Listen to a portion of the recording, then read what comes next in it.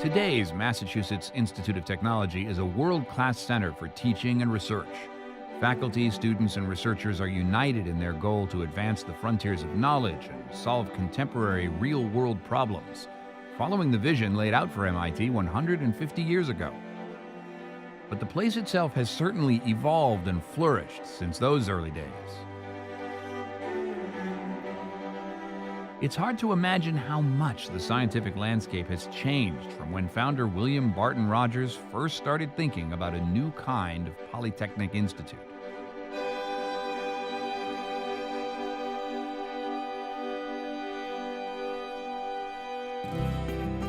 William Barton Rogers was born at the beginning of the 19th century, and that marks the beginning of an extraordinary time in U.S. history.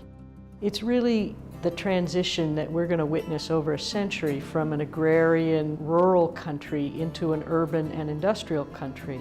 You're beginning to see the emergence of large cities, factories, railroads, canals, all the early instruments of big-time industry in the United States. There's surveying involved, there's mechanical engineering, there's geology, there's all kinds of civil engineering. The sense of possibility of what this new technology would mean for the country was very much on Rogers' mind.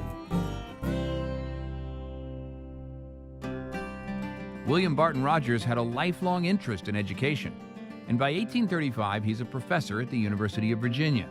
He soon signs on to lead a geological survey for the state. Though he loves the project, he has a big problem finding qualified workers. Rogers' inability to hire workers for his survey that combined scientific knowledge and the ability to use technical apparatus was a great problem to his way of thinking. He wasn't the only person that needed an individual with that skill. The world was filled with new industries, and they all needed people that combined smarts and skill. Eventually, Rogers decides to leave behind the frustrations and political turmoil he's encountered in Virginia's slave society and move north to the vibrant city of Boston.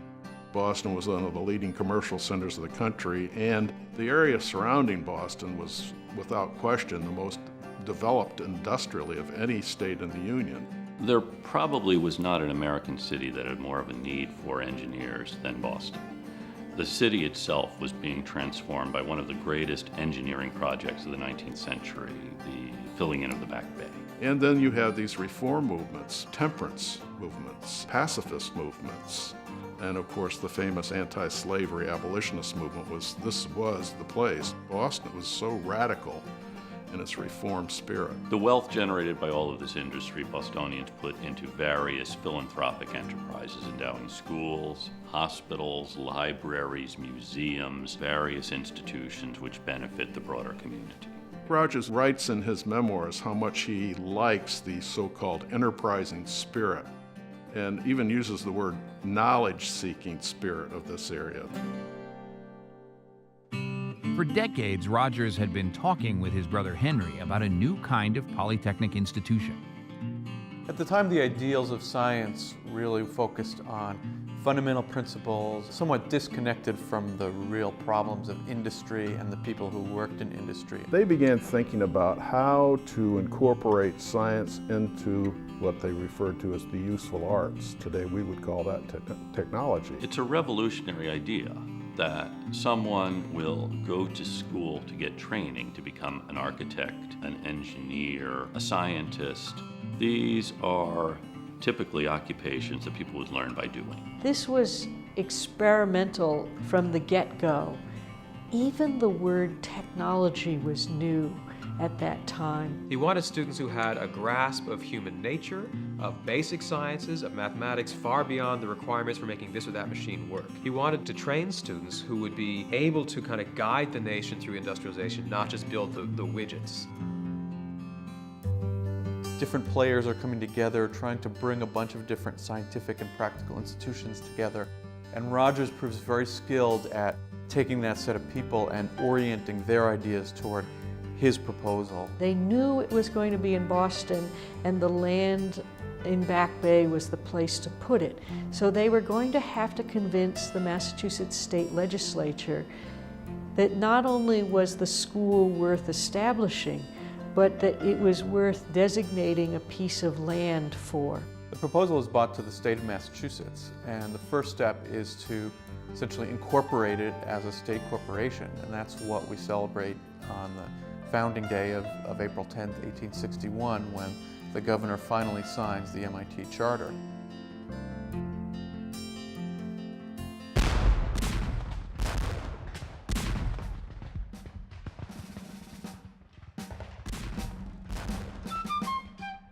Just 2 days after MIT's founding on April 10th in 1861, the first shots are fired on Fort Sumter in South Carolina.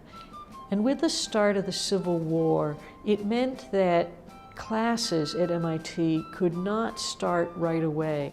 This proved fortuitous for MIT because it allowed them the opportunity to raise additional funds, to acquire the land, to start construction, to hire faculty.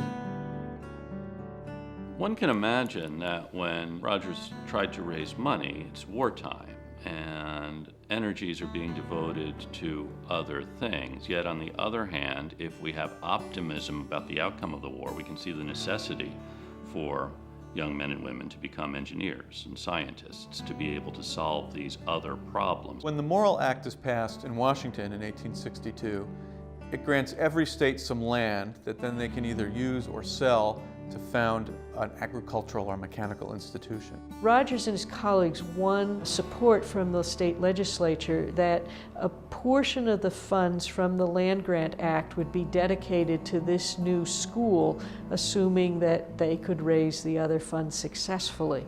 And then they had to go out house by house, factory to factory, and convince people one at a time to donate funds to support this enterprise.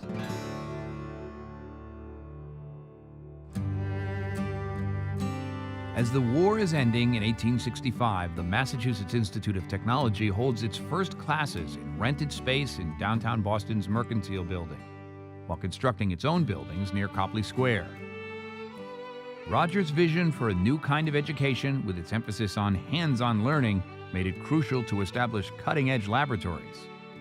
Rogers had a very strong reaction against what he considered rote learning. And so from the beginning, MIT was a great innovator in getting laboratory work right down to the earliest levels of the curriculum.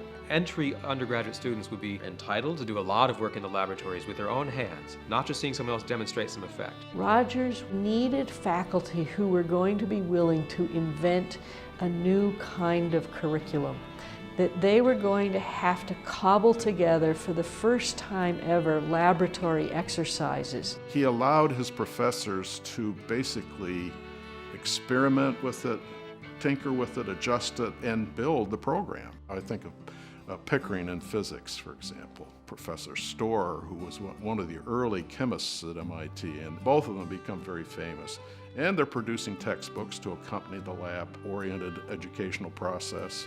If you look at the curriculum offered in that very first set of classes at MIT in 1865, it looks a lot like what we call the GIRs today, the General Institute requirements, that still every freshman has to take.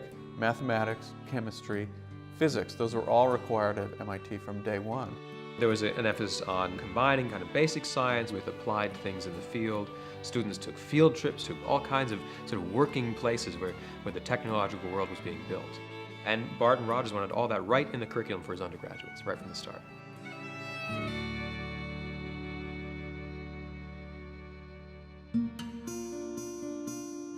As a young startup, MIT had its share of hurdles.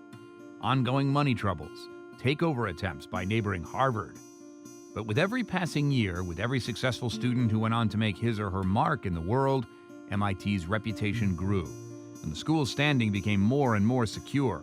By 1894, President Francis Amasa Walker was able to declare in his annual report that the battle of the new education is won, proclaiming that the influence of MIT and its innovative ways are now recognized far and wide. In the early years, the MIT way of doing business with a great deal of emphasis on hands-on and doing things in reality contrasted very substantially with a more classically oriented education. But today, even for those institutions which are more classically oriented liberal arts, they have moved actually towards, MIT. By the time operations moved across the Charles to the brand new Cambridge campus in 1916, MIT's ongoing future seemed assured. Over the decades, the roadmap Rogers laid out for his school has proved flexible enough to stay true to his founding ideals while incorporating new fields as they emerge. There have been a lot of continuities in the history of MIT, especially around the type of curriculum that students are required to follow. There's surely a greater range of choice today, but the emphasis on combining science with practice is still an important dimension of what is happening around the Institute today. That idea of mind and hands, mens et manus, that goes right back to the beginnings of MIT, and it's coincident with the idea that the learning takes place by doing as well as just by seeing. MIT today shows remarkable commitment to the original vision articulated by William Barton Rogers of a place that solves great problems, that educates students who have the capacity to be independent in their thinking. Those commitments are timeless and stretch across 150 years.